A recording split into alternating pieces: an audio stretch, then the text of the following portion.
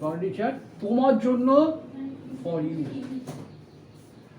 এটা আমার তোমার ব্যবহারের জন্য হতে পারে বা তোমার ফিটিংয়ের জন্য হতে পারে, যে কোনো কারণ হতে পারে। শুধুমাত্র তোমার জন্য, তাহলে কি করবো? শুধুমাত্র যদি বলি, শুধুমাত্র, শুধুমাত্র, অনলি ফর ইউ। ঠিক আছে? তাহলে I have to change the furniture only for you. Only for you, only কি? এইবার দেখো, তোমার কারণে, অনলি এই জায়গাটা কি বললো? ফার্নিচার। সেখানে আমরা লিখবো I have to change the furniture only because of you. Only তোমার কারণে, বিকজ অফ ইউ। ঠিক আছে?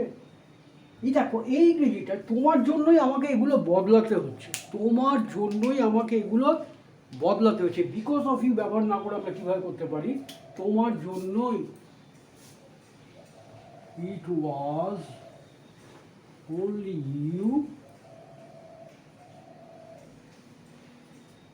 যার জন্য, তোমার জন্য, for whom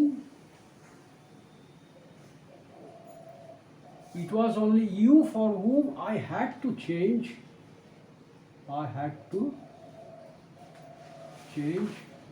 the furniture.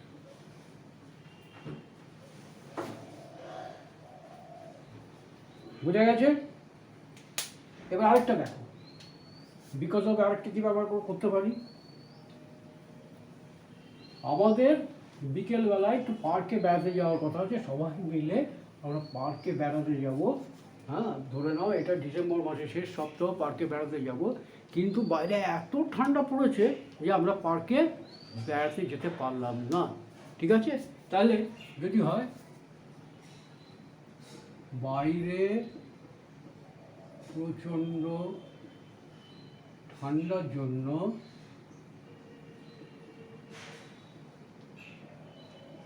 আমরা পার্কে যেতে পারি।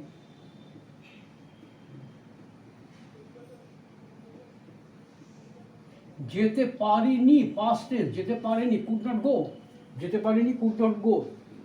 তাহলে আমরা পার্কে যেতে পারিনি, উই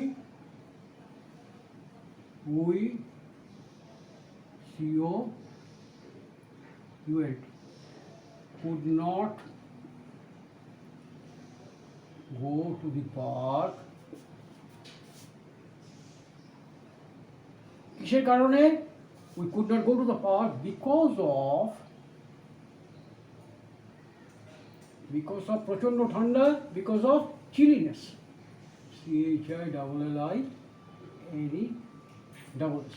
chilliness outside,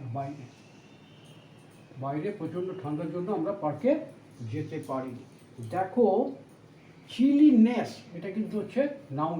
এই নাউন ভার্ব এগুলো কিন্তু ভালো করে শিখতে হবে। কিন্তু এটা যদি বলে আমি চিলি, CHILLY, চিলি, হ্যাঁ, এইটা কিন্তু হচ্ছে অ্যাডজেক্টিভ, ঠান্ডা। বুঝে গেল? তাহলে we could not go to the park because of chilliness outside হয়েছে। এবার আরেকটা দেখা যাক, by dint of.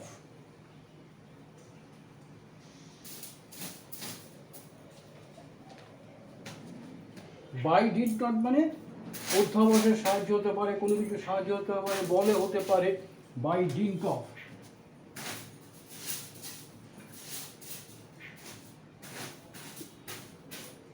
By dint of, হ্যাঁ, সাহায্যে, উপায়ে। ঠিক আছে? একটা লোক, সে একটা ছোটোখাটো পোস্টে একটা চাকরিতে ঢুকেছিল, তারপর আস্তে আস্তে সে কোম্পানির একটু উপর উঠে গেছে। কী করে যেতে পারলো সে? তার কঠিন পরিশ্রম, আন্তরিকতা, সিনসিয়ারিটি, মেরিট, এই সমস্ত মিলে নিয়ে। তাহলে ধরো যদি এরকম একটা সেন্টেন্স আমরা লিখি যে কঠিন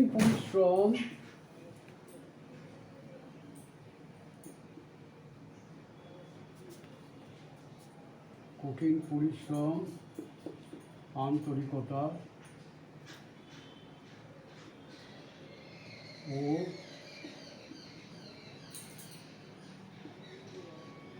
মেধার সাহায্যে সে আজ কোম্পানির মাথায়।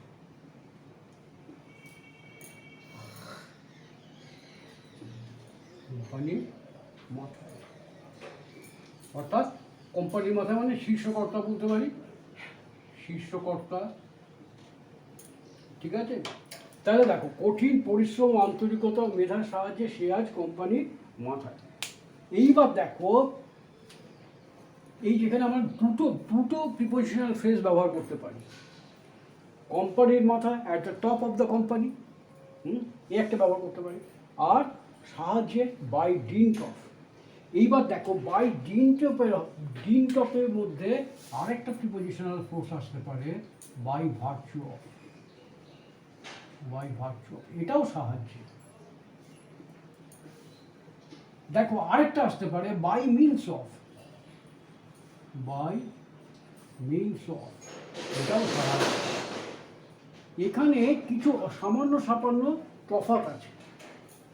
এই বাই ডিন্ট অফ মানে সাধারণত পরিশ্রম এগুলো বোঝাতে গেলে বাই ডিন্ট অফ বলে। বাই ভার্চু অফ বলতে গেলে, সাহায্যে বোঝাতে গেলে কোনো গুণাবলী, দয়া হতে পারে, মায়া হতে পারে, অধ্যাবসায় হতে পারে, এরকম নানা রকম হতে পারে, সেখানে আসে বাই ভার্চু। আর বাই মিনস অফ মানে কোনো অসৎ উপায় হতে পারে, কোনো চালাকির সাহায্যে হতে পারে, হ্যাঁ, কোনো যন্ত্রের সাহায্যে হতে পারে, এরকমভাবে হতে পারে। মানে বাই ভার্চু বলতে কিন্তু সবসময় গুণের কথাই বোঝাবে। সুতরাং এখানে কঠিন পরিশ্রম, আন্তরিকতা, মেধার সাহায্যে সে আজ কোম্পানির মাথায়, এখানে এই দুটোর মধ্যে আমরা যে কোনো একটা ব্যবহার করতে পারবো, কিন্তু এইটা ব্যবহার করতে পারবো না, যদিও সবকটার মানেই সাহায্য। এবার দেখো কঠিন পরিশ্রম, আন্তরিকতা, মেধার সাহায্যে সে আজ কোম্পানির মাথায়। তাহলে সে কোম্পানির মাথায় দেখো সেন্টেন্সগুলো কত রকমভাবে বলতে পারি আমরা। সে শীর্ষ কর্তা হয়েছে, হ্যাঁ, কোম্পানির ওপরে উঠে গেছে, একদম টপ পজিশনে চলে গেছে, সে শীর্ষকর্তা হয়েছে। তাহলে আমরা বলতে পারি he became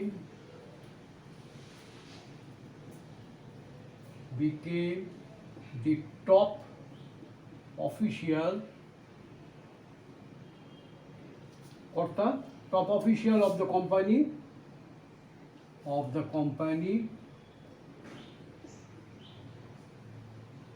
by dint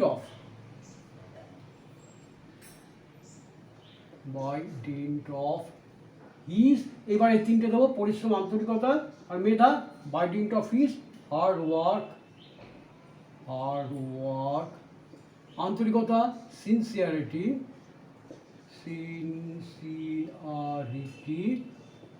R Medha and merit।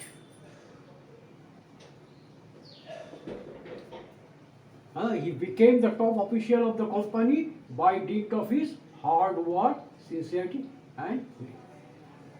এইবার যদি আজ কথাটা যদি ব্যবহার করি, এই যে হি বিকেম, আজ যদি এরকমভাবে বলতে চাই, তাহলে এরকমভাবে আমরা বলতে পারি হি হ্যাজ নাও বিকাম। দেখো বিকেম, এখানে বলবো বিকাম। কেন হ্যাজ বলেছি?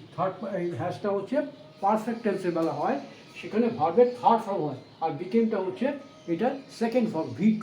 এখানে আমাদের থার্ড ফর্ম ব্যবহার করতে হয়। He has now become the top official of the company by dint of his hard work, sincerity and merit. এইবার দেখো এই যে কোম্পানির জায়গায় আমরা আরেকটা শব্দ ব্যবহার করতে পারি, সেটা হচ্ছে অর্গানাইজেশন।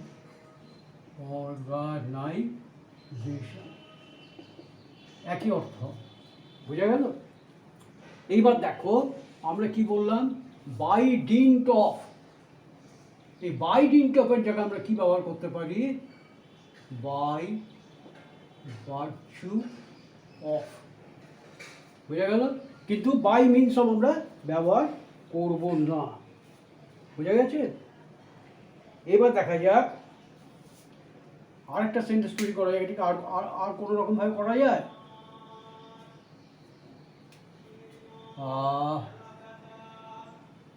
শীর্ষকর্তা না, এটাকে এরকমভাবে আমরা করতে পারি,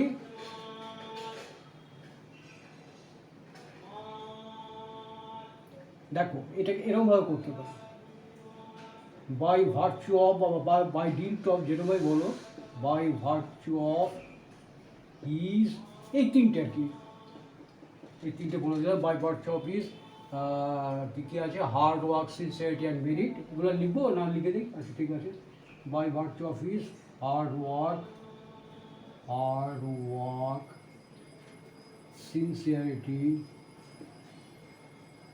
sincerity and merit. He is, দেখো এটা অন্যরকম ভাবে করে দিচ্ছি, he is now at the top of, যেমনি এটা আগে শিখেছিলাম সর্বোচ্চ মাত্রায়, at the top of the organization.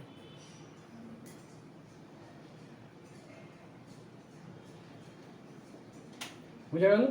By virtue of his hard work, sincerity and merit, he is now at the top of the organization. বুঝা গেল? এইবার দেখো আরেকটা ধরা যাক, অধ্যাবসায়ের সাহায্যে যে কেউ সাফল্য পেতে পারে। তুমি যদি লেগে থাকো কোনো কিছু, হ্যাঁ, তাহলে তুমি সাফল্য পাবেই। অধ্যাবসায়ের সাহায্যে,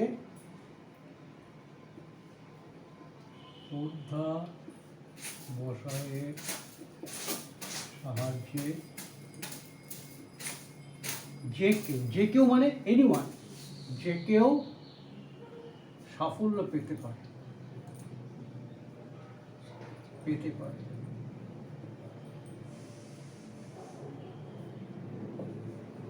সফল ইংরেজি কি? সাকসেস। সফল ইংরেজি সাকসেস, SUCCES। এবার সাফল্য পেতে পারে, এইটা যদি একসঙ্গে বলি তাহলে বলবে সাকসিড বলতে পারি আমরা। সাকসিড মানে সাফল্য লাভ করা, সাফল্য পাওয়া। সাকসেস এটা হচ্ছে সাফল্য, ঠিক আছে, নাউন। আর এর সাকসিড যদি বলো, SUCCESS,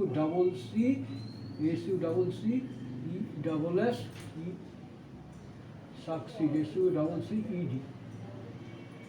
SUCCED, সাকসিড ভুল লিখছি নাকি বানান কে জানে, SUCCED, সাকসিড, কি জানি একটু কনফিউশন হচ্ছে। সাকসিড এটা হচ্ছে সফল, হ্যাঁ, সাকসেস সাফল্য, সাকসিড সফল হওয়া, ভার্ব, ঠিক আছে, সাকসেস নাউন। আর সফল যদি বলি, সফল সাকসেসফুল অ্যাডজেক্টিভ, হলে কী হবে? Successful, SUCCESS, successful. দেখো এই যদি এই ফর্মগুলো যদি জানা না থাকে তাহলে পরীক্ষার সময় তোমাদের কিন্তু noun form, adjective form, verb form ব্যবহার করতে দেবে, তখন কিন্তু করতে পারবে না। এবার দেখো